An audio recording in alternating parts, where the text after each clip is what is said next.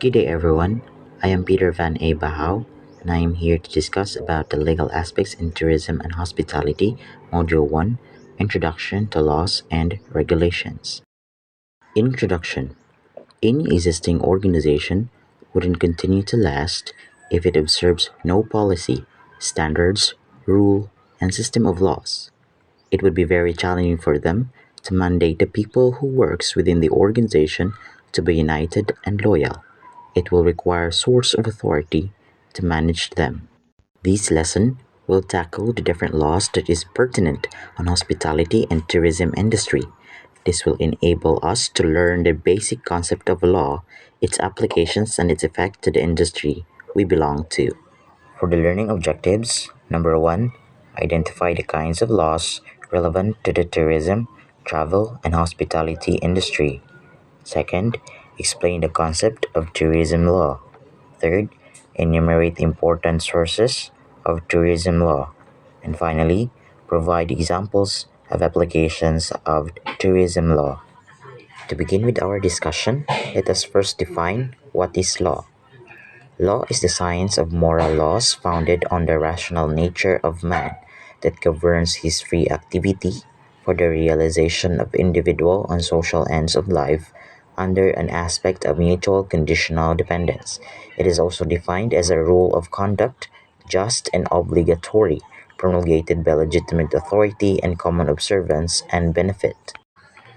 Other definitions of law may be defined as the principle of regulations established in a community by some authority and applicable to its people, whether in the form of legislation or of customs and policies recognized and enforced by judicial decision.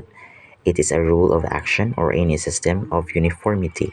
It determines not only the activities of men as rational beings, but also the movements of motions of all objects of creation, whether animate or inanimate. It is a system of rules that govern a society with the intention of maintaining social order, upholding justice, and preventing harm to individuals and property. Kinds of law are classified into two, as to purpose and as to scope. For as to purpose, we have two, the substantive law and the adjective law. Number one, substantive law is a law which creates, defines, and regulates rights, or which regulates the rights and duties which give rise to cause of action, while adjective law is a law which provides the method of aiding and protecting certain rights. For as to scope, number one is general or public law, a law which applies to all of the people of the state or to all of the particular class of person in the state with equal force and obligation. It also deals with issues that affect the general public or state society as a whole. Some of the laws that its wide scope covers are administrative law, laws that govern government agencies like the Department of Education and the Civil Service Commission. Constitutional laws are laws that protect citizens' rights as afforded in the Constitution. Criminal laws are laws that relates to crime. Municipal or city laws are ordinances, regulations, and bylaws that govern a city or town. International laws are laws that oversee relations between nations.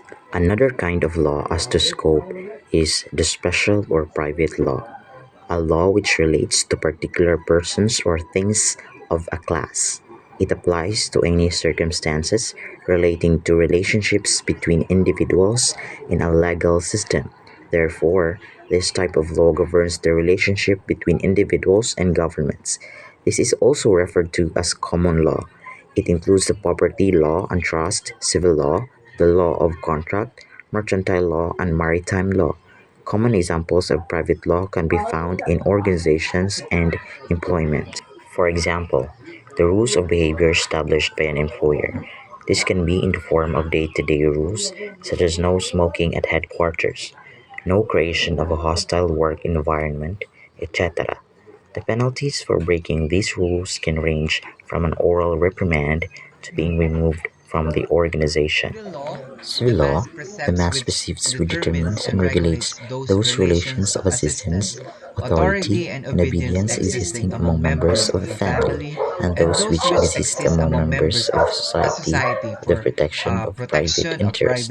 Maritime law, the law dealing with commerce by sea, involving regulation of ships and harbors and status of seamen. Mercantile law, the law of commercial transactions derived from the law of merchant, which includes commercial paper, insurance, and other types of agency.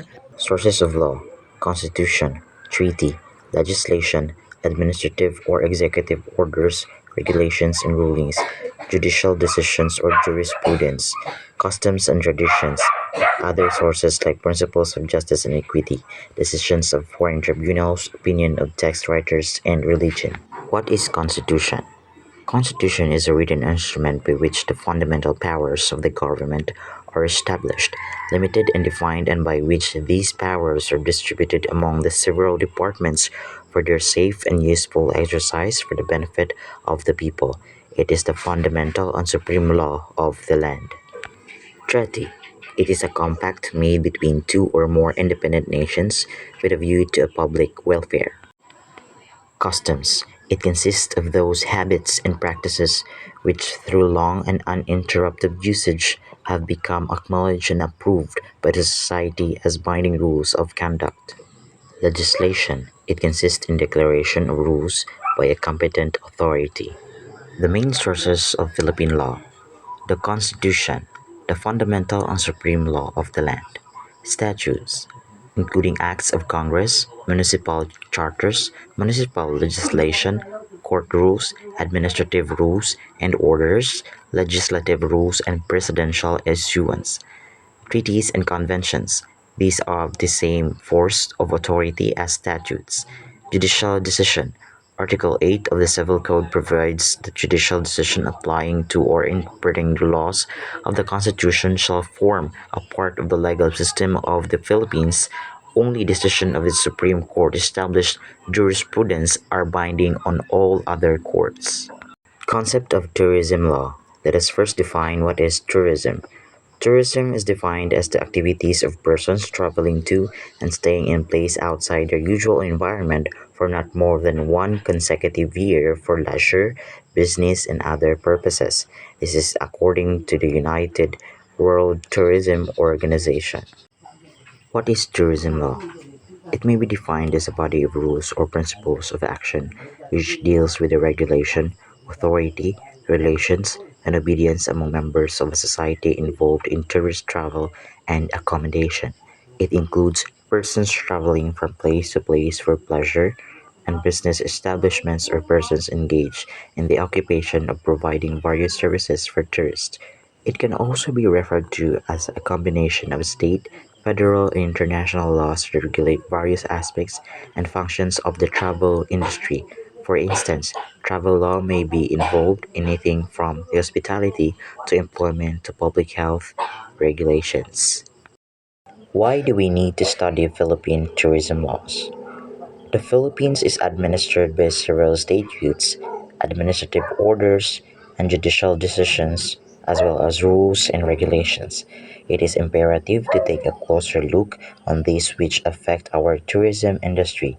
The growth and development of the tourism industry is imperative in the context of regional and countryside development. It creates employment, trade, and business opportunities. It also promotes strong backward and forward linkages with other industries such as transport, real estate, and property development like hotels and resorts, gift shops, restaurant, jewelry, and construction, among others. That will be all for this chapter. Thank you very much.